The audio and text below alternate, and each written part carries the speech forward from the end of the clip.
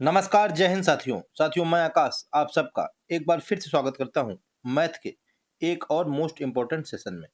जैसा कि आप सबको स्क्रीन में दिखाई दे रहा होगा, RWA यानी कि रोजगार विद अंकित, उसके जो अंकित भाटी सर हैं उन्होंने आप लोगों के लिए यानी कि यूपी पुलिस वालों के लिए क्या 20 मॉडल पेपर का एक प्रैक्टिस सेशन निकाला हुआ था, जिसको कि आप लोग लेकर के प्रैक्टिस सेट करते हैं।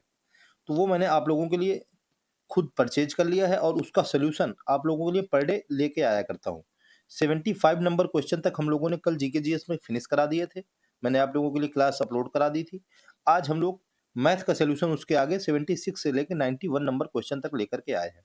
ठीक है, तो चलिए नोटबुक और पेन लेकर के साथ में आ जाइए और सेशन को लास्ट तक देखिए। ठीक है, इसमें अच्छे अच्छे इंपॉर्टेंट क्वेश्चन है। प्रैक्टिस मोड में हम लोग इसको सॉल्व करेंगे, जो कि आपके एग्जाम में, जो कि 8, 9 और 10 जून को अभी मत आज 5 तारीख हो गई, मात्र 2 दिन बचे हुए हैं, आपके एग्जाम में बहुत ज़्यादा आपको सहायता करेंगे या हेल्प करेंगे। ठीक है? तो चलिए हम लोग बिना देरी के शुरू करते हैं आज का अपना इंपॉर्टेंट सेशन। देखते हैं क्वेश्चन नंबर 76। कह रहा है कि किसी हीरे की कीमत उसके भार के वर्ग के अनुक्रमानुपाती है, यानी कि प्रोपोर्शनल है। फिर कह रहा है कि हीरे की कीमत रुपए 87,880 है। यह 2 टुकड़ों में टूट गया। हीरा 2 टुकड़ों में टूट गया, जिनका भार 5:8 के रेशियो में है। फिर कह रहा है कि हीरे के टुकड़े के मतलब टूटने से कितने की हानि हुई। ये 2 टुकड़े में टूट गया, 5:8। अगर वो 2 टुकड़े में ना टूटा होता, एक ही टुकड़े में होता, तो कितना होता? एक टुकड़े में, यानी कि एक टुकड़े में होता तो क्या होता? 5 + 8 यानी कि बराबर होता 13। यानी कि इसका टोटल 13 ग्राम यानी कि 13 उसका वजन होता, जो भी उसका भार होता। तो उसने कहा कि उसकी हीरे की जो कीमत है वो भार के वर्ग के अनुक्रमानुपाती है। यानी कि उसका अगर हम लोग हीरे की कीमत निकालना चाहें, हीरे की कास्ट निकालना चाहें बिना टूटे हुए में, तो 13 का स्क्वायर होकर निकल के आ जाएगा। क्या कहा उसने? कि भार के वर्ग, वर्ग यानी कि स्क्वायर, 13 के स्क्वायर के अनुक्रमानुपाती है, यानी कि अनुक्रमानुपाती का मतलब होता है बराबर यानी कि प्रोपोर्शनल। तो हम लोग यहाँ से 13 का स्क्वायर निकालें तो 169। ये 169 वैल्यू निकल के आई जब हीरा टुकड़ों में नहीं टूटा। उसने हमसे कहा कि हीरा टुकड़ों में टूट गया, पहला हीरा 5 के मतलब पहला टुकड़ा 5, दूसरा टुकड़ा 8। और उसने उसने कहा कि कीमत क्या है? कि वर्ग के अनुक्रमानुपाती है। यानी कि जब हमने माना कि अब टुकड़ा टूट गया है, क्या? टुकड़ा टूट गया है।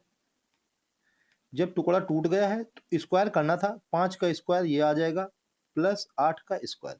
इसको इसको जब ऐड कराएंगे तो ये आएगा 25 प्लस 64। यहाँ से इसको 64 प्लस 25 89 निकल के आ जाएगा। ठीक है, ये 89 वैल्यू निकल के आई जब हीरे की टुकड़ा टूट गया। जब नहीं टूटा था तब 169 वैल्यू निकल के आई थी। उसने हमसे कहा कि हीरे की कीमत 87,880 है, यानी कि जब नहीं टूटा था, यानी कि 169 इसकी वैल्यू हमको दी हुई है 87,880 रुपए। यहाँ से हम लोग सॉल्व करेंगे, एक की वैल्यू निकालेंगे। एक की हमारी वैल्यू कितनी निकल के आएगी? हम लोग इसको सॉल्व कराते हैं, जरा सॉल्व कराइए। एक की वैल्यू यहाँ से निकल के आएगी, इसका डिवाइड करा दीजिए 13 से, 13 ही करना 13, यहाँ 3 बच जाएगा, 13 त्रिका 39, इधर 13 से डिवाइड कराइए, 13 छंग 78, 9 बच जाएगा, 13 संते 91, फिर से 7 बच जाएगा, 13 छंग 78 जीरो, यानी कि इतना निकल के आ गया। फिर हम 13 से डिवाइड करा देंगे, 13 वन जा 13, इधर 13 पचे 65, 2 बच जाएगा, 13 दूनी 26 और ये, यानी कि एक यूनिट की वैल्यू निकल के आ गई 520। उसने हमसे कहा कि हीरे के टुकड़े के टूटने से कितनी हानि हुई। जब हीरे का टुकड़ा नहीं टूटा था तो 169 इसका भार था, जब टूट गया तो 89 भार हो गया। यानी कि कितनी कमी हो गई? माइनस कितना हो गया? 169 माइनस 89, यानी कि यहाँ से कितना निकल के आएगा? यहाँ से निकल के आएगा 89 एक 90, यानी कि 11 और 69 यहाँ से 80 वैल्यू निकल के आई। इसलिए हानि यानी कि 80 यूनिट की वैल्यू हमसे पूछ रहा है। 80 इंटू हम लोगों ने 520 एक यूनिट की वैल्यू निकाल दी थी। 8 का मल्टीप्लाई कराएंगे, 8 दूनी 16, 8 पंचे 40 एक 41, यानी कि 41,600 रुपए। ऑप्शन नंबर बी हम लोगों को करेक्ट आंसर यहाँ से निकल के आ जाएगा। ठीक है, कितना निकल के आएगा? 41,600 रुपए। मैं यहाँ नीचे लिख देता हूँ, कितना आ जाएगा? 41,600 रुपए, इसका मल्टीप्लाई, यही हमारा आंसर हो जाएगा, जो कि करेक्ट आंसर निकल के आ जाएगा। ठीक है, केवल आप लोगों को समझाने की वजह से मुझको टाइम लगा है। क्या करना था कि ये जो बिना टूटे यानी कि 5 + 8 13, 13 का हमसे उसने कहा कि वर्ग के अनुक्रमानुपाती है, तो हमने स्क्वायर कर दिया, 169 निकल के आ गया। फिर अलग-अलग टुकड़ों में टूट गया है, तो अलग-अलग स्क्वायर कर दिया, 5 का स्क्वायर प्लस 8 का स्क्वायर। इसको ऐड कराया 89 निकल के आया। बिना टूटे 169 वैल्यू थी, तब टोटल वैल्यू दी थी हमको 87,880 रुपए। यहाँ से हम लोगों ने एक यूनिट की वैल्यू निकाली, 520 रुपए निकल के आ गई। अब हमसे कह रहा है कि हानि कितनी हुई। जब नहीं टूटा था तो 169, जब टूटा था तो 89। हानि हो गई 80 की, यानी कि 80 गुणे 520, 41,600। ऑप्शन नंबर बी बिल्कुल राइट आंसर हो जाएगा। वेरी इंपॉर्टेंट क्वेश्चन भी हो जाएगा। ठीक है, आप लोग इसको अच्छे से कवर कीजिए। और चलिए हम लोग नेक्स्ट क्वेश्चन की तरफ चलते हैं, क्वेश्चन नंबर 77 की तरफ। कल का जो दोस्तों मॉडल पेपर था, मॉडल पेपर नंबर 2, वो क्या था, थोड़ा टफ था। एक स्टूडेंट का कमेंट भी आया था, कोई गर्ल्स स्टूडेंट थी, कह रही थी सर कि वो आधे क्वेश्चन तो मेरे दिमाग से ही उड़ गए। तो कहा मैंने कि चलो ठीक है, आधे तो क्वेश्चन कम से कम आ गए। इनको तो ये लगता है कि एक बार में सेशन ये देखें पहले बार, और उनको पहली बार में पूरे के पूरे क्वेश्चन समझ में आ जाएं। ठीक है, ऐसा नहीं है, आपको पर डे सेशन देखना पड़ेगा। मेरे साथ में नोटबुक और पेन लेके भी बैठना पड़ेगा। ठीक है ना, केवल सुनने से काम नहीं चलेगा। तो नोटबुक पेन लेकर के बैठिए और साथ में सॉल्व कराइए, तब आपके सभी आंसर निकल के आएंगे और मैथ में थोड़ा मजा भी आने लगेगा। जीके जीएस नहीं है कि मजा आता रहेगा सर बहुत अच्छे क्वेश्चन थे। चलिए देखते हैं 77 नंबर क्वेश्चन। कह रहा है कि एक कंपनी में 5 कारें हैं। ठीक है, पहली कार का वजन 200 किलोग्राम है और दूसरी कार का वजन तीसरी कार के वजन से 20% अधिक है। ठीक है, अभी हमको पहली का दिया है, उसके बाद दूसरी कार का वजन तीसरी कार के वजन से 20% अधिक है। जिसका वजन यानी कि तीसरी कार का वजन पहली कार के वजन से 25% अधिक है। हम लोगों ने माना कि फर्स्ट कार हमारी, माना क्या, वो दी हुई है, फर्स्ट कार 200 किलोग्राम की है। फिर उसने कहा कि तीसरी कार पहली कार के वजन से 25% अधिक है, यानी कि हम लोग थर्ड कार की वजन निकालें, पहले से 25% अधिक है। 200 का 25% कितना होगा, 200 का 25% होगा 50 रुपए, मतलब यानी कि 50 किलोग्राम। तो 50 किलोग्राम अधिक है, यानी कि 250 किलोग्राम। ये है तीसरी कार का वजन, ये है पहली कार का 200 किलोग्राम। उसने कहा कि दूसरी कार का जो वजन है वो तीसरी कार की वजन से 20% अधिक है। तीसरी कार का वजन है 250, इसका हम लोग 20% निकालेंगे, तो इसका 250 का 20% यानी कि 25 दूनी 50, यानी कि 50 किलोग्राम निकल के आएगा। तो दूसरी कार का वजन कितना निकल के आ गया, ये इससे 20% अधिक है, यानी कि 300 किलोग्राम। ठीक है, आप लोग सही से देखते रहिएगा।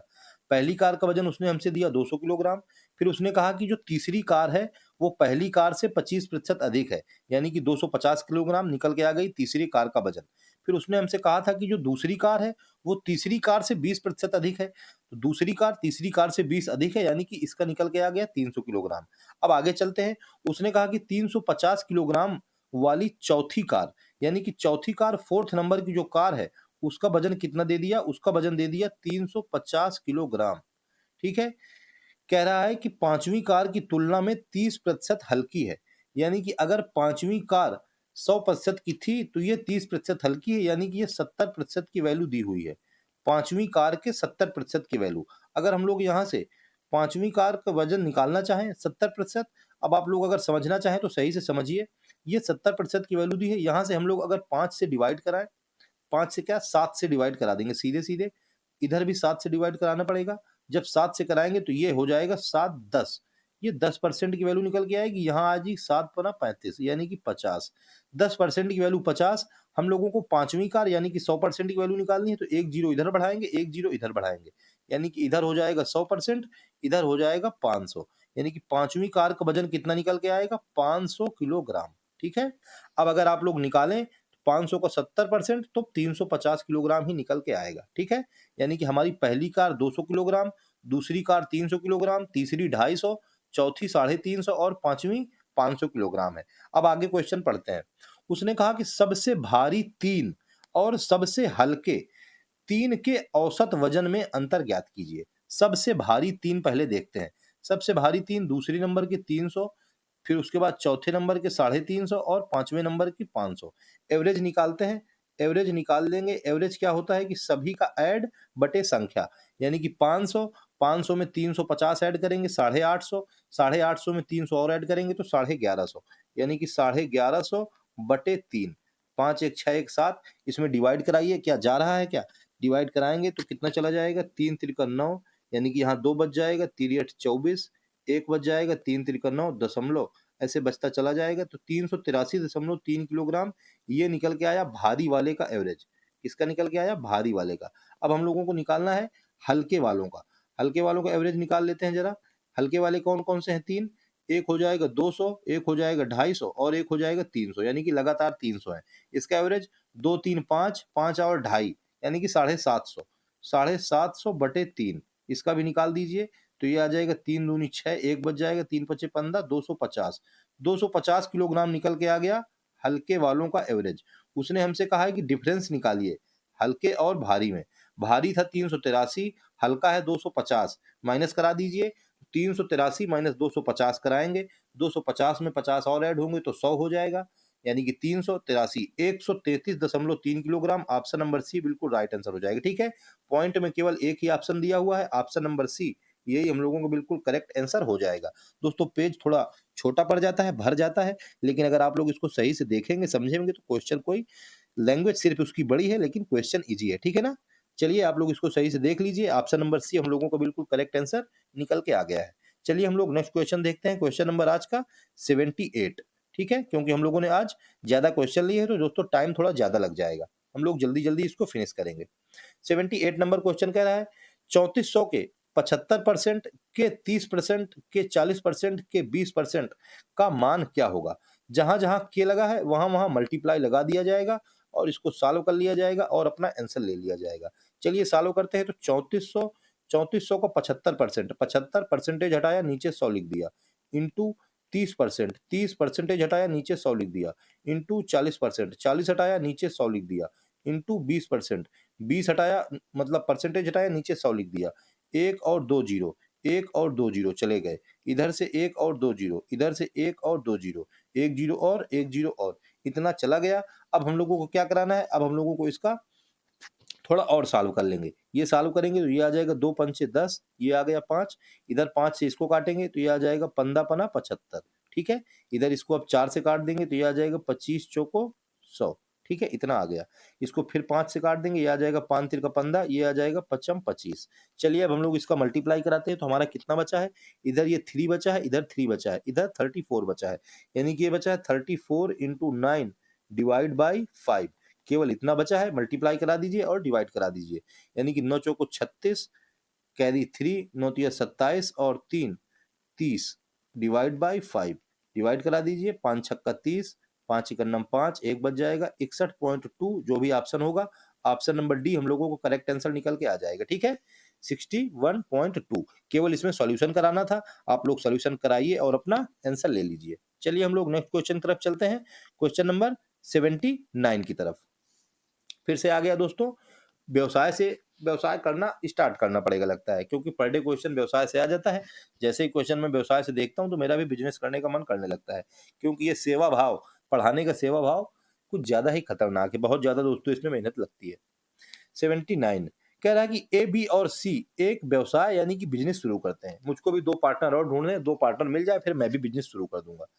एक कुल पूंजी का 33 सही 1/3% निवेश करता है, बी शेष पूंजी का 33 सही 1/3% निवेश करता है, और सी शेष निवेश करता है। ठीक है, यदि वर्ष के अंत में कुल लाभ 4050 रुपए प्राप्त होता है तो सी का लाभ बी के लाभ से कितना अधिक है।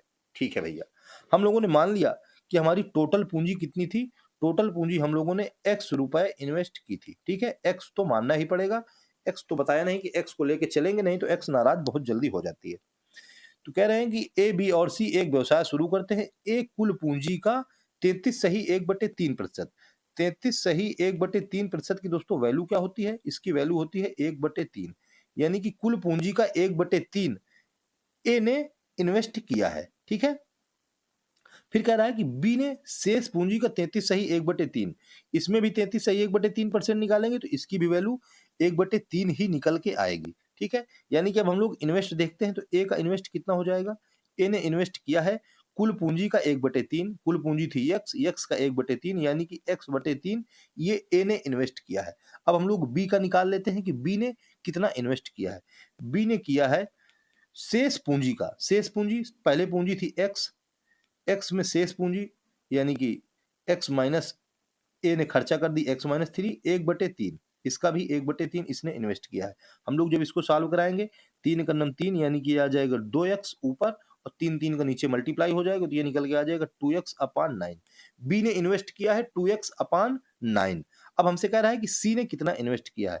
सी ने शेष पूंजी का सब कुछ इन्वेस्ट कर दिया है और शेष समय के लिए, बाकी समय के लिए। तो शेष पूंजी x मतलब टोटल पूंजी x थी माइनस दोनों के ऐड करा देंगे, जिनकी इनकी x की थी x प्लस 3 यानी कि ये x अपान 3 प्लस b की कितनी निकल के आई थी 2x अपान 9। इनको दोनों को ऐड कराएंगे और इसमें माइनस कराएंगे तो c की पूंजी निकल के आ जाएगी। चलिए इसमें एलसीएम आ जाएगा 9, यानी कि जब 9 एलसीएम आएगा तो 3 त्रिका 9, 3 2 5x, यानी कि यहाँ से निकल के आएगा x माइनस 5x अपान 9। इससे 5 गन्नम 5 यानी कि निकल के आएगा 4x अपान 9। ये निकल के आ गई सी का इन्वेस्ट। ए का इन्वेस्ट x बटे 3, बी का इन्वेस्ट 2x अपान 9, सी का इन्वेस्ट 4x अपान 9। और मैंने दोस्तों आप लोगों को अभी पर डे बता रहा हूँ 2-3 दिन से कि ये जो इन्वेस्ट वाले क्वेश्चन होते हैं इसमें जो इन्वेस्ट का रेशियो निकलता है, अगर हम लोगों ने टाइम बराबर कर लिया है तो जो इन्वेस्ट का रेशियो होता है वही प्रॉफिट का रेशियो होता है। क्या? इन्वेस्ट यानी कि निवेश बराबर क्या हो जाता है? बराबर हो जाता है प्रॉफिट। ठीक है, यही होता है इन्वेस्ट और प्रॉफिट का रेशियो। अब चलिए हम लोग ए और बी और सी का रेशियो निकाल लेते हैं। तो हमारा रेशियो कितना निकलेगा? A ratio B ratio C. A का हम लोगों ने वैल्यू निकाली x अपान 3, बी की हम लोगों ने वैल्यू निकाली 2x अपान 9, रेशियो सी की हम लोगों ने वैल्यू निकाली 4x अपान 9। अब हमें क्या करना है? इसका एलसीएम बराबर करना है और रेशियो निकालना है। ये x x सब खत्म हो जाएगा। हम लोगों ने 9 एलसीएम लिया, यानी कि 3 से डिवाइड कराएंगे तो 3 रेशियो ये 9 यानी कि 1 रेशियो 1। ये हमारा निकल के आया ए बी और सी का रेशियो 3 रेशियो 1 रेशियो 1। ठीक है, उसने हमसे कहा कि सी का लाभ बी के लाभ से कितना अधिक है। सॉरी, ये थोड़ा सा गलत हो गया, मतलब ये 3 1 जा 3, ये 9 1 जा 9, ये यहाँ पे 2 आएगा और ये यहाँ पे आएगा 4। ये थोड़ा भूल गया दोस्तों, ये 2 था ये 4 था, यानी कि हमारा रेशियो निकल के आया है 3 रेशियो 2 रेशियो 4। उसने हमसे कहा कि सी का लाभ बी के लाभ से कितना अधिक है। ठीक है, कितना अधिक है? अधिक तो है 4 में 2 चले जाएंगे, यानी कि 2 अधिक है। लेकिन हमको टोटल वैल्यू उसने दी है 4050। हमारी टोटल वैल्यू कितनी है? 3 2 5 4 9, यानी कि 9 यूनिट की वैल्यू हमको दिया है 4050। हम लोग यहाँ से 1 यूनिट की वैल्यू निकालेंगे। 1 यूनिट की वैल्यू निकलेगी 9 चौको 36, यहाँ 4 बच जाएगा, 9 पना 45 जीरो। 1 यूनिट की वैल्यू हमारी निकल के आई 450। उसने हमसे कहा कि सी का लाभ बी के लाभ से कितना अधिक है। सी का लाभ 4 यूनिट है, बी का लाभ 2 यूनिट है। कितना अधिक है? 2 यूनिट अधिक है, यानी कि लाभ 2 यूनिट अधिक है। 1 यूनिट की वैल्यू है 450, 2 यूनिट की वैल्यू 900। कौन सा ऑप्शन हो जाएगा? ऑप्शन नंबर डी बिल्कुल करेक्ट हो जाएगा। ठीक है दोस्तों, पेज थोड़ा सा भर जाता है, बस एक यही समस्या रह गई है। इसको भी हम बहुत जल्दी सॉल्व कर लेंगे। ठीक है, लेकिन साफ साफ दिखाई देता रहता है, मुझको ऐसा लगता है। ठीक है, अगर साफ साफ दिखाई देता रहता है और आप लोगों को समझ में भी आ रहा है तो फिर अब एक लाइक तो जरूर बनता है आप लोगों से, और एक प्यारा सा कमेंट जरूर कर दीजिएगा। ठीक है, और कल जिसको ये सेशन बहुत टफ लगा था, उन्होंने कहा था कि सर आधे क्वेश्चन हमारे दिमाग से उड़ गए, वो तो जरूर से जरूर कमेंट करें। ठीक है, उनका कमेंट मैं देखूंगा। चलिए हम लोग नेक्स्ट क्वेश्चन देखते हैं, क्वेश्चन नंबर 80। ये आप लोग इसको दोबारा समझ लीजिएगा। कह रहा निम्नलिखित समीकरण को हल करो, यानी कि दोस्तों सिंप्लीफिकेशन का क्वेश्चन आ गया। सिंप्लीफिकेशन के क्वेश्चन को हम लोग सिंपल तरीके से सॉल्व करेंगे। हमको दिया हुआ है 10,620 डिवाइड बाई ब्रैकेट के अंदर 3/4, फिर इंटू 72 प्लस 66 माइनस 20 इंटू 3/4। आप लोग ढंग से देखिए, ये 3/4 और 3/4 ये दोनों जगह कॉमन हो रहा है, तो हम लोग इसको कॉमन ले लेंगे। चलिए हम इधर सॉल्व करते हैं। तो ये हमारा निकल के आ गया 10,620, ये हम लोगों ने 3/4 डिवाइड बाई है, 3/4 हम लोगों ने कॉमन ले लिया दोनों से। ये ब्रैकेट के अंदर कितना बचा? इधर बचा 72 प्लस 66, इसको ऐड करा देंगे, ये निकल के आ जाएगा 138। ये माइनस का बचा है 20, यानी कि ये माइनस का 20। चलिए अब इसको सॉल्व कराइए। ये निकल के आ गया 10,620 डिवाइड बाई 3/4 इंटू, इसको माइनस कराएंगे तो ये निकल के आएगा 118। ठीक है, 118, 10 28, 10 38, 2 से काट दीजिए, यानी कि ये हो जाएगा 2 दूनी 4, ये आ जाएगा 2 पंचे 10, 2 नैया 18, यानी कि इतना बच के आ गया।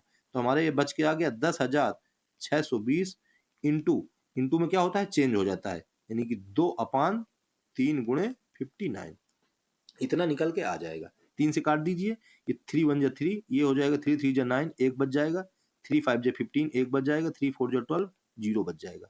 इसको काटेंगे तो ये चला जाएगा 6 बार चला जाएगा। ठीक है, यानी कि यहाँ निकल के आ जाएगा 60, यानी कितना बच के आया? बच के आया है 60 मल्टीप्लाई 2। इसका मल्टीप्लाई कराएंगे 120, जो भी ऑप्शन होगा वही हमारा आंसर हो जाएगा। ऑप्शन नंबर सी क्या हो जाएगा, बिल्कुल करेक्ट आंसर हो जाएगा। आप लोगों को क्या करना है कि जल्दबाजी में इसको काटना नहीं है कि पहले 4 से इसको काट दीजिए। 3/3/4 दोनों जगह दिख रहा है तो इसको कॉमन ले लेंगे, उसके बाद माइनस कराएंगे और सिंप्लीफिकेशन का क्वेश्चन सिंपल तरीके से सॉल्व करके अपना आंसर ले लेंगे। चलिए हम लोग नेक्स्ट क्वेश्चन देखते हैं, क्वेश्चन नंबर 81। 81 नंबर क्वेश्चन कह रहा है कि 3 कारों की गति का अनुपात स्पीड का रेशियो 3:4:6 है। इन कारों द्वारा समान दूरी यानी कि जो डी की वैल्यू है वो सेम है, तय करने में लगने वाले समय का अनुपात क्या है। स्पीड बराबर क्या होता है, स्पीड बराबर होता है डिस्टेंस अपॉन टाइम। यानी कि हमको 3 स्पीड का रेशियो दे दी और डिस्टेंस सभी में हमको सेम दे दिया, तो हमारा समय का रेशियो क्या हो जाएगा, समय का रेशियो हो जाएगा, यहां से हम लोग अगर टी की वैल्यू निकालें तो टी की वैल्यू निकल के आएगी डी अपॉन एस, यानी कि एस नीचे आ जाएगा। यानी कि टी का रेशियो कितना हो जाएगा, वो हो जाएगा D upon 3 ratio D upon 4 ratio D upon 6। ये जो 3 इसकी स्पीड के रेशियो दिए थे, ये तीनों के तीनों नीचे आ जाएंगे यानी कि उल्टा हो जाएंगे, रेसिप्रोकल हो जाएंगे। ठीक है, अब हम लोगों को क्या करना है, इसका रेशियो बराबर कर लेना है और वही हमारा आंसर हो जाएगा।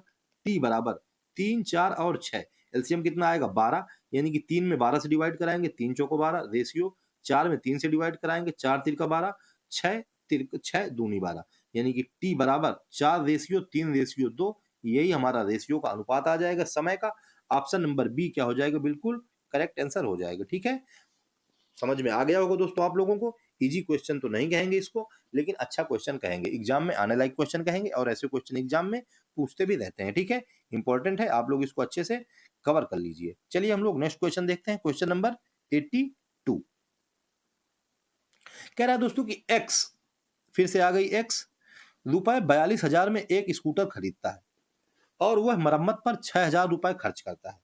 यानी कि उसने 42,000 में पहले खरीदा, फिर 6,000 मरम्मत में खर्च किए, तो उसका टोटल खर्चा यानी कि उसका टोटल क्रय मूल्य यानी कि टोटल कास्ट प्राइस कितनी हो गई, 42 और 6 48,000 रुपए। ये हो गया उसका कास्ट प्राइस यानी कि क्रय मूल्य।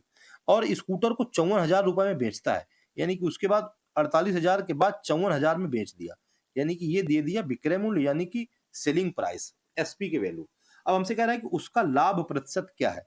लाभ प्रतिशत बराबर क्या होता है, लाभ प्रतिशत बराबर होता है विक्रय मूल्य माइनस क्रय मूल्य, एसपी माइनस सीपी। 54,000 में 48,000 घटा दिए यानी कि 6,000, और हमेशा चाहे लाभ हो चाहे हानि हो, हमेशा सीपी में ही होता है यानी कि क्रय मूल्य में ही होता है। यानी कि 48,000 अपान में इंटू परसेंटेज निकालना है तो 100, बस इसको सॉल्व कराएंगे और आंसर ले लेंगे।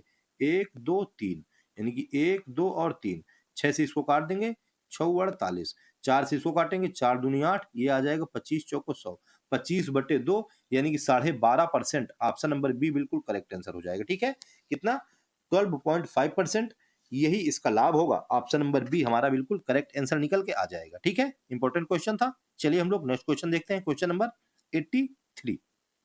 आज के थोड़े अच्छे अच्छे क्वेश्चन है और थोड़े इजी भी हैं, आज बच्चों को समझ में आ जाएंगे। क्वेश्चन नंबर 83 कह रहा है कि साधारण ब्याज पर 20 वर्षों में एक धनराशि 4 गुना हो जाती है। 20 वर्षों में एक धनराशि 4 गुना हो गई। हम लोगों ने मान लिया कि धनराशि पी 100 रुपए थी, 20 वर्षों में 4 गुना हो गई, यानी कि ए मिश्र धन कितना हो गया, 400 रुपए हो गया। 400 रुपए मिश्र धन और मूलधन था 100 रुपए, तो ब्याज कितना निकल के आ गया, सिंपल इंटरेस्ट। सिंपल इंटरेस्ट बराबर होता है ए माइनस पी, यानी कि यहां से निकल के आ जाएगा 300 रुपए, ये निकल के आ गया ब्याज, ए माइनस पी, ये होता है एसआई। ठीक है, सिंपल इंटरेस्ट। सिंपल इंटरेस्ट का फार्मूला क्या होता है, एसआई बराबर होता है फार्मूला, सिंपल तरीके से मैं बता रहा हूं सिंपल इंटरेस्ट के क्वेश्चन को, पीआरटी अपॉन 100, ये होता है एसआई बराबर फार्मूला। हम लोगों ने एसआई निकाल लिया कि हमारा 300 है, कितना है, एसआई है 300 बराबर पी हम लोगों ने लेट किया था 100 रुपए, 100 इंटू आर, आर हमको निकालना है, इंटू टी, टी हमको उसने दिया है 20 वर्षों में, 20 अपान 100 हम लोग कर देंगे, यानी कि एक जो एक दो ये चला जाएगा, एक जीरो से एक जीरो चला जाएगा, ये 2 से काटेंगे इधर तो 15% निकल के आ जाएगा। आर बराबर 15%, ऑप्शन नंबर सी बिल्कुल करेक्ट आंसर निकल के आ जाएगा। ठीक है, कितना 15%, यही हो जाएगी हमारी ब्याज दर। ठीक है ना, इंपॉर्टेंट क्वेश्चन था, मैंने इजी वे में आप लोगों को समझा दिया है। ठीक है, चलिए नेक्स्ट क्वेश्चन देखते हैं, क्वेश्चन नंबर 84। 84 नंबर क्वेश्चन कह रहा है कि एक 5 अंकों की संख्या 2 4 7 एक्स और 8, आज बहुत एक्स आ रही है, कामा 4 4 से विभाजित होती है, तो कह रहा है कौन सा अंक x को प्रतिस्थापित कर सकता है। ठीक है, क्या दिया हुआ है कि ये दिया हुआ है 2 4 7 x और 8, इसको डिवाइड करना है 4 4 से, यानी कि 4 मल्टीप्लाई 11 से, ऐसे डिवाइड करना है। x की जगह में पूछ रहा है क्या रख सकते हैं। x की जगह में दोस्तों ऑप्शन रख के भी हम लोग इसको निकाल सकते हैं।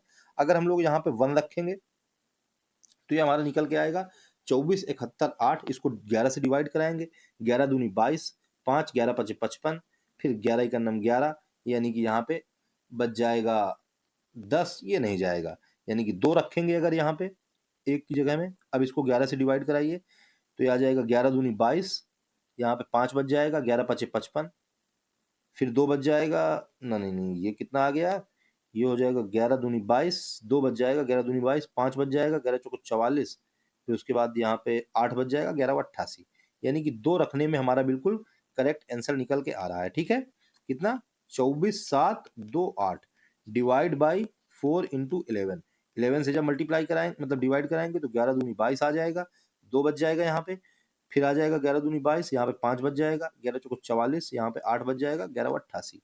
अब 4 से डिवाइड करा देंगे तो 4 पंचे 20, 2 4 छंग 24, 4 दूनी 8, 562। ऑप्शन नंबर 2 यानी कि बी हम लोगों को बिल्कुल करेक्ट आंसर निकल के आ जाएगा। ठीक है, हम लोग ऑप्शन रख के भी उसको देख लेंगे और हमारा तुरंत आंसर निकल के आ जाएगा। बी नंबर ऑप्शन करेक्ट हो गया। चलिए हम लोग नेक्स्ट क्वेश्चन देखते हैं, क्वेश्चन नंबर 85।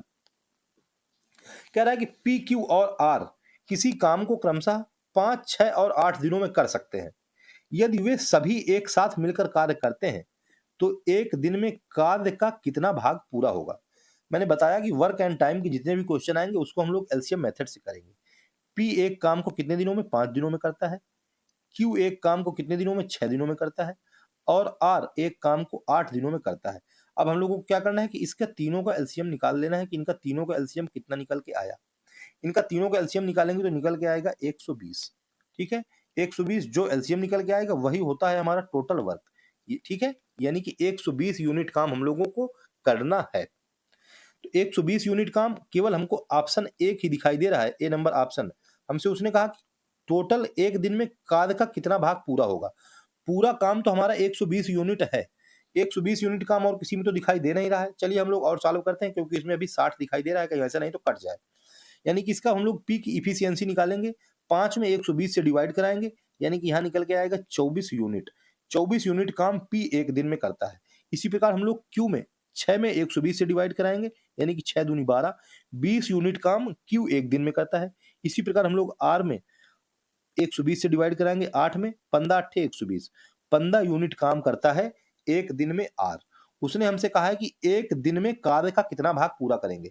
एक दिन में तीनों काम कितना करेंगे, 24 प्लस 20 प्लस 15, यानी कि 24 20 हो जाएगा 44 15 59। एक दिन में 59 यूनिट काम करेंगे। कितना, 59 यूनिट। टोटल काम कितना है, टोटल काम है 120 यूनिट, यानी कि अपान में 120 unit. 59 upon 120, option number A बिल्कुल करेक्ट आंसर निकल के आ जाएगा। ठीक है, उसने हमसे कहा एक दिन में कार्य का कितना भाग, एक दिन में 59 भाग कर लेते हैं, टोटल 120 काम करना है, जो भी टोटल होता है वही नीचे होता है। 120 टोटल काम, 59 काम हम लोगों ने फिनिश कर दिया। ऑप्शन नंबर ए, एक दिन में उनका यही काम हो जाएगा। ठीक है, इंपॉर्टेंट क्वेश्चन था और अच्छे से समझ में भी आ गया होगा। चलिए हम लोग नेक्स्ट क्वेश्चन देखते हैं, क्वेश्चन नंबर 86 की तरफ। कह रहा है कि 8 मीटर आधार यानी कि बेस और 16 मीटर ऊंचाई यानी कि हाइट वाले त्रिभुज का क्षेत्रफल ज्ञात कीजिए। एरिया, एरिया बराबर क्या होता है, फार्मूला होता है 1/2 इंटू बेस इंटू हाइट। ये होता है इजी वाला फार्मूला, इसी फार्मूले में रखेंगे और अपना आंसर ले लेंगे। ठीक है, 1/2 बेस हमको दे दी 8 इंटू हाइट हमको दे दी 16, इसको काट देंगे, ये भी आ जाएगा 8, यानी कि 8 8 जा 64 meter square. Option number D बिल्कुल करेक्ट आंसर निकल के दिखाई दे रहा है। ठीक है, 64 मीटर स्क्वायर। इसमें कुछ नहीं करना था, केवल फार्मूला लगा देना था और अपना आंसर ले लेना था। चलिए नेक्स्ट क्वेश्चन देखते हैं हम लोग, क्वेश्चन नंबर 87। 87 नंबर क्वेश्चन थोड़ा अच्छा है। कह रहा है यदि बिक्री कर को, सेलिंग टैक्स को 3 से घटाकर 3 कर दिया जाता है तो 4200 रुपए अंकित मूल्य वाली, एमआरपी कितना था 4200 रुपए, वस्तु खरीदने वाले व्यक्ति को इससे क्या फर्क पड़ता है? 4200 रुपए की वस्तु का मूल्य था। हम लोगों ने 4200 रुपए में सबसे पहले हम लोग 3 सही 1/2% का क्या करेंगे, इसको टैक्स दे देंगे, यानी कि कर दे देंगे। तो 4200 में 3 सही 1/2% का टैक्स, 3 दूनी 6, 1 7, 7/2 परसेंटेज हटाएंगे तो यहाँ पर 100 लिख देंगे। 4200 का 60/2 परसेंटेज, यानी कि 2 जीरो से 2 जीरो चले गए, ये आ गया 21, यानी कि ये कितना, इसका मल्टीप्लाई कराएंगे, 7 का नाम 7, 7 दूनी 14, 147 रुपए जब उसको 4200 रुपए में इतने की हम लोगों ने छूट दी। अब हमसे कहा कि इतनी छूट को हम लोगों ने हटा करके इतनी छूट कर दिया, 3 सही 1/3%, यानी कि अब हम लोग 4200 रुपए में 3 सही 1/3%, यानी कि 3 3 का 9, 1 10, 10 सही 3%, यानी कि 3% हटाया, नीचे 100 लिख दिया। इतनों को सॉल्व कराएंगे पहले, ये 2 जीरो से 2 जीरो चला जाएगा, ये 3 से 14 तिरका 42 आ जाएगा, यानी कि ये निकल के आ जाएगा 140। ठीक है, उसने हमसे कहा कि व्यक्ति को इससे क्या फर्क पड़ता है। पहले 147 रुपए का, अब 140 रुपए का, यानी कि फर्क पड़ गया 7 रुपए का। ठीक है, ऑप्शन नंबर बी बिल्कुल करेक्ट आंसर निकल के आ जाएगा। ठीक है, 7 रुपए का फर्क पड़ गया किसी भी व्यक्ति को, जब हम लोगों ने 3 सही 1/2% से घटाकर 3 सही 1/3% का टैक्स कर दिया। ठीक है, आ गया होगा आप लोगों को समझ में। अब अगर आप लोगों को समझ में आ गया होगा, क्योंकि मेहनत दोस्तों बहुत ज्यादा लग रही है, बहुत अच्छी तरीके से मैं आप लोगों को समझा रहा हूँ इजी वे में, तो फिर अब एक प्यारा सा लाइक और एक प्यारा सा कमेंट आप लोग जरूर करिएगा। ठीक है, चलिए नेक्स्ट क्वेश्चन देखते हैं, क्वेश्चन नंबर 88 की तरफ। कह रहा है केले के पहले गुच्छे में केलों की संख्या दूसरे गुच्छे में केलों की तुलना में 1/4 अधिक है। दूसरे गुच्छे में जितने केले हैं, हमसे कह रहा है कि पहले गुच्छे में उससे 1/4 अधिक है, यानी कि हम लोगों ने मान लिया कि सेकंड वाले गुच्छे में x केले हैं। ठीक है, x केले सेकंड वाले में हो गए, तो फर्स्ट वाले में कितने हो जाएंगे। फर्स्ट वाले में उसने हमसे कहा है कि x तो केले उसमें है ही, लेकिन पहले वाले से 1/4 अधिक है, यानी कि x में x का 1/4 इतना अधिक है। इसको ऐड कराइए, यानी कि 4 का नाम 4, 1 5x/4। पहले वाले गुच्छे में 5x/4 केले हैं, दूसरे वाले गुच्छे में हम लोगों ने मान लिया कि x केले थे। उसने हमसे कहा आगे कि यदि दूसरे गुच्छे में पहले गुच्छे से 3 केले कम है, यानी कि पहले गुच्छे में 5x - 4 केले हैं, दूसरे गुच्छे में x केले हैं, और कम कितने हैं 3, यानी कि इसका माइनस हमको 3 के बराबर दिया है। हम लोग इसको सॉल्व कराएंगे, एलसीएम लेंगे, तो ये 4x, यानी कि 5x में 4x चले जाएंगे, यहां से बच के आएगा x/4 बराबर 3, यानी कि यहां से निकल के आ जाएगा x बराबर 12। x की वैल्यू कितनी निकल के आ गई 12। उसने हमसे कहा कि पहले गुच्छे में केलों की संख्या, पहले गुच्छे में केले थे 5x/12, यानी कि यहां से हम लोग पहले गुच्छे में केले की संख्या निकालेंगे, 5 गुणे 12/4, x की वैल्यू हम लोगों ने 12 निकाल दी, 4 तिरका 12, यानी कि 5 तिरका 15, यही हो गए पहले गुच्छे में केले। ऑप्शन नंबर ए बिल्कुल करेक्ट आंसर निकल के आ जाएगा। ठीक है, पहले गुच्छे में 15 केले, दूसरे गुच्छे में 12 केले। हम लोगों को यहाँ रखने की कोई जरूरत ही नहीं थी, क्योंकि उसने हमसे कहा था कि दूसरे गुच्छे में पहले गुच्छे से 3 केले कम है। हम लोगों ने 12 केले निकाल लिए थे, यानी कि पहले गुच्छे में 3 केले उससे ज्यादा होते, यानी कि 15। ऑप्शन नंबर ए बिल्कुल करेक्ट आंसर निकल के आ जाता। ठीक है, यहाँ पे हम लोगों ने ध्यान नहीं दिया, तो हमको ये करना पड़ गया, नहीं तो 12 हम लोगों ने निकाला था, उससे 3 ज्यादा थे, तो 12 3 15, option number A correct answer निकल के आ गया। ठीक है, चलिए हम लोग नेक्स्ट क्वेश्चन तरफ चलते हैं, क्वेश्चन नंबर 89 की तरफ। ये भी इंपॉर्टेंट वाला क्वेश्चन आ गया, ये थोड़ा छोटा है, हम लोग जरा इसको पहले जूम करते हैं, फिर इसको देखते हैं। अरे जूम करने में तो ये गड़बड़ हो रहा है कुछ, जूम नहीं करेंगे हम लोग, बिना जूम के ही इसको देखेंगे। कह रहा है कि एक स्कूल में हर 2 महीने में आवधिक परीक्षाएं आयोजित की जाती हैं। अप्रैल 2001 से लेकर के मार्च 2002 तक के शैक्षणिक सत्र के दौरान कक्षा 9 का एक छात्र इन आवधिक परीक्षाओं में प्रत्येक में उपस्थित हुआ। नीचे दिए गए ग्राफ और प्रत्येक आवधिक परीक्षा में छात्र द्वारा प्राप्त कुल अंकों को दर्शाता है। प्रत्येक आवधिक परीक्षा में अधिकतम कुल अंक कितने हैं, 500 हैं। ये दिया हुआ है अप्रैल, जून, अगस्त, अक्टूबर, दिसंबर, फरवरी। आप लोगों को दिखाई दे रहा है ना, दिखाई दे रहा होगा, क्योंकि आप लोगों की आंखें अभी इतनी कमजोर नहीं है। कह रहा है अगस्त 2001 और अक्टूबर 2001, अगस्त अगस्त दिया हुआ है, ये अगस्त 2001 और अक्टूबर 2001 आवधिक परीक्षाओं में मिला करके छात्र द्वारा प्राप्त अंकों का प्रतिशत। अगस्त 2001 में 370 नंबर उसने प्राप्त किए, प्लस कह रहा है कि अक्टूबर 2001 उसी के आगे है, अक्टूबर में उसने 385 नंबर प्राप्त किए। उसका हम लोग एवरेज निकालें तो एवरेज 500 नंबर पूर्णांक था, यानी कि 500 500 1000, ये तो निकल के आ गया एवरेज। उसने हमसे कहा है कि प्रतिशत एवरेज निकालो, यानी कि प्रतिशत निकालने के लिए 100 का मल्टीप्लाई और करा देंगे। बस इसको सॉल्व करेंगे और अपना आंसर ले लेंगे। चलिए सॉल्व कराइए। ये 2 जीरो से तो 2 जीरो हम लोगों ने पहले उड़ा दिए। इसको ऐड कराएंगे तो ये आ जाएगा 5, ये आ जाएगा 8 सते 15, ये आ जाएगा 3 3 6 1 7 बटे 10, यानी कि इसको और सॉल्व कराएंगे तो निकल के आ जाएगा 75 दशमलव, ये एक जीरो लग जाएगा, 0.5%, 75.5%। ऑप्शन नंबर बी हम लोगों को क्या हो जाएगा, बिल्कुल करेक्ट आंसर निकल के आ जाएगा। ठीक है, आप लोग इसको अच्छे से देख लीजिएगा और अच्छे से कवर कर लीजिएगा। थोड़ा छोटा दिखाई दे रहा है, लेकिन दिखाई तो दे रहा है। ऐसा आप लोग नहीं कह सकते कि नहीं दिखाई नहीं दे रहा है। ठीक है, चलिए हम लोग नेक्स्ट क्वेश्चन तरफ चलते हैं। क्वेश्चन नंबर 90 क्वेश्चन तो इसमें कहीं दिया नहीं है, केवल ऑप्शन दिया हुआ है। ये कैसे बात समझ में कुछ नहीं आई, कहाँ चला गया 90 क्वेश्चन भैया? 90 क्वेश्चन आज गायब हो गया। चलिए अब उसको गायब हो जाने दीजिए, हम लोग 91 को सॉल्व कर लेंगे। 90 पता नहीं कहीं दोस्तों गायब हो गया है। ठीक है, उसको गायब हो जाने दीजिए। चलिए हम लोग 91 देखते हैं। कह रहा है सॉल्व करें, सॉल्व कर लेते हैं। रूट दिया हुआ है, रूट के अंदर 1031 माइनस फिर रूट फिर रूट फिर रूट। तो हम लोगों को ऐसे क्वेश्चन में क्या करना होता है कि सबसे लास्ट वाले रूट से स्टार्ट करेंगे। ये लास्ट वाला जो रूट 36 दिया है, इसकी वैल्यू कितनी होती है?